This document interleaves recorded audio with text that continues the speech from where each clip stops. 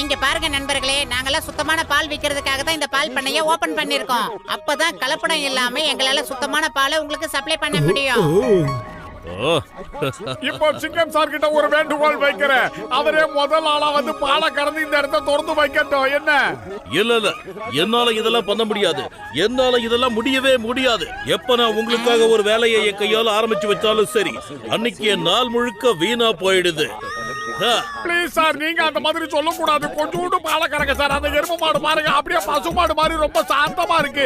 உங்க கையால கொஞ்சமா பால் கறந்தா போதும். நீங்க பக்கெட் ஃபுல்லா கறக்கவே வேண்டாம். கொஞ்சமா கறந்து ஆரம்பிச்சு வச்சீங்கன்னா எங்க வாழ்க்கை செழிப்பா இருக்கும். எந்த பிரச்சனை வந்தாலும் நான் பொறுப்பேற்றுக்கிறேன். ஒருவேளை தெரியாம ஏதாவது தப்பு நடந்ததுன்னு வச்சுக்கோங்க, உங்க 2 பேரையும் நான் சும்மா விட மாட்டேன். நீங்க பண்ற ஒவ்வொரு தப்புக்கும் உங்களை சும்மா விடாம பழி வாங்குவேன். முதல்ல பக்கெட்டை கொடு, நான் போய் பால் கறந்து கொண்டு